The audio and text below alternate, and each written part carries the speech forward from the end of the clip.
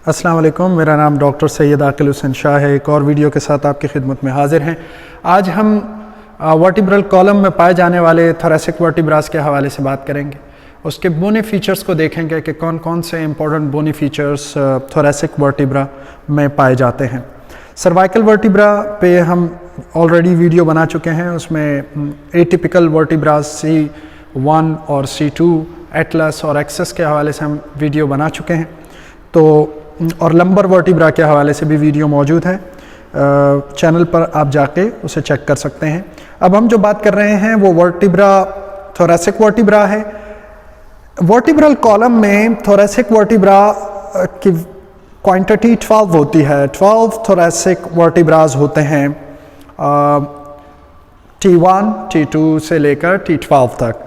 और इन thoracic vertebras में भी उसी तरीके से जिस तरीके से सर्वाइकल वर्टिब्रास में या फिर लंबर वर्टिब्रास में जॉइंट्स पाए जाते हैं, इसी तरीके से थोरेसिक वर्टिब्रास में भी पोस्टीरियर एस्पेक्ट पर फैसेट जॉइंट मौजूद होता है, जिसे ज़ाइगोपोफेशियल जॉइंट कहते हैं। फैसेट जॉइंट पाए जाते हैं पोस्टीरियर साइड पे।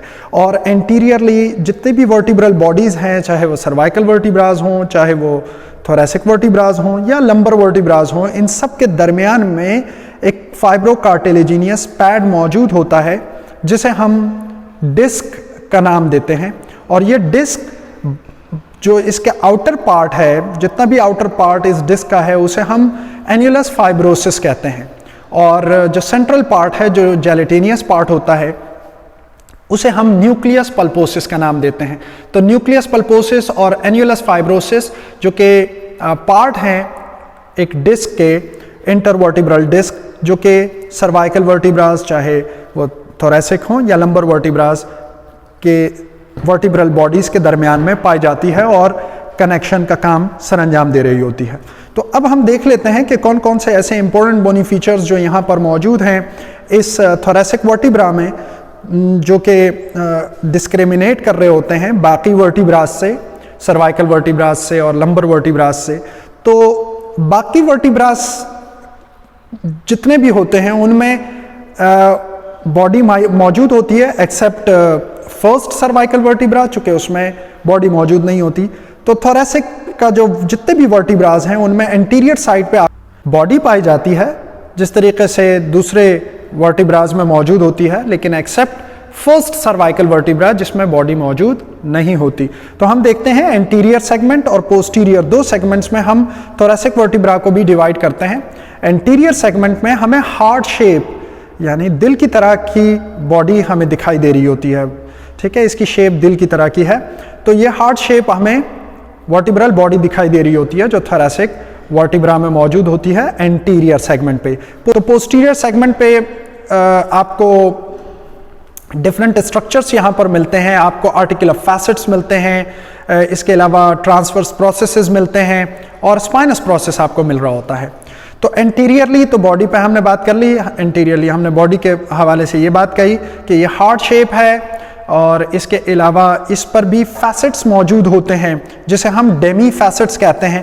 तो सुपीरियर बॉडी पर सुपीरियरली और इंफीरियरली दोनों तरफ हमें डेमी फैसेट्स मिलते हैं, ठीक है, सुपीरियर और इंफीरियर ये डेमी फैसेट्स हैं जो कि रिब्स की अटैचमेंट्स के लिए होते हैं। एंटीरियर और पोस्टीरियर एक स्ट्रक्चर के थ्रू कनेक्ट होते हैं, जिसे हम पेडिकल कहते हैं। फिर उसके बाद अगर हम देखें तो पोस्टीरियर सेगमेंट पे हमें दोनों तरफ ट्रांसवर्स प्रोसेस मिल रहे होते हैं, और इन ट्रांसवर्स प्रोसेस पे भी हमें फैसेट्स मिलते हैं जो कि कोस्टल फैसेट्स कहलाते हैं।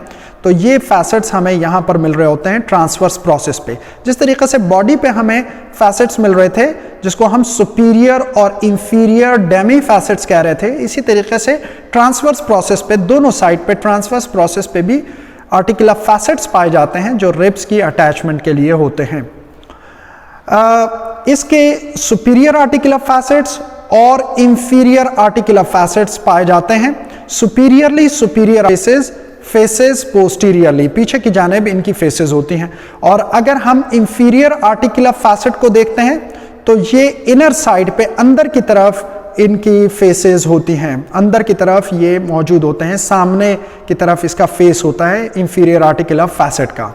सुपीरियर आर्टिकुलर फैसेट पीछे की तरफ इसका फेस होता है। तो सुपीरियर और इंफीरियर आर्टिकुलर फैसेट आपको समझ में आ गए। उसके एक वर्टिब्रा जब दूसरे वर्टिब्रा के साथ आपस में आर्टिकुलेट कर जाते हैं तो यहां पर आपको एक स्पेस दिखाई दे रही है, ये वाली जो स्पेस है इसको हम कहते हैं इंटरवर्टिब्रल फोरामेन।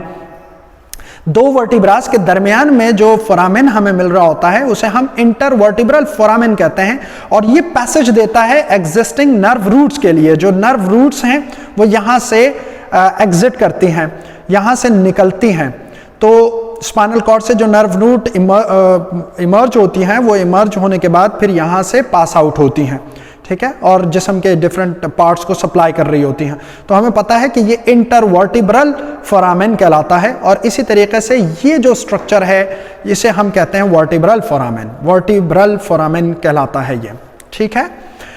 उसके बाद अगर हम देखें तो लेमिना है, लेमिना जो कि ये बायलैटरल साइड पे मौजूद होता है।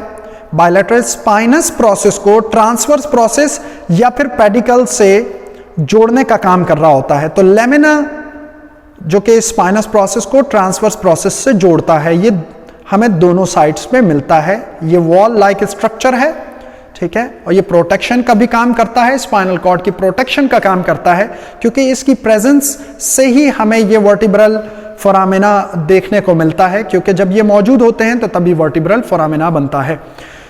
तो हमने देखा कि ये दोनों साइड्स पे स्पाइनस प्रोसेस को कनेक्ट कर रहा है ट्रांसवर्स प्रोसेस के साथ, तो इसे हम लेमिना कहते हैं। स्पाइनस प्रोसेस जैसे कि मैंने बताया कि ये एक शार्प पॉइंटेड प्रोजेक्शन है जो कि पोस्टीरियर सेगमेंट पे पाया जाता है, और जितने भी थोरैसिक वर्टिब्रास होते हैं उनमें ये पॉइंटेड होता है और डाउनवर्ड इसकी पोजीशनिंग होती है। मुझे यकीन है आपको ये वीडियो समझ में आ गई होगी। नेक्स्ट वीडियो में आपसे मुलाकात करते हैं, तब तक के लिए अल्लाह हाफिज़।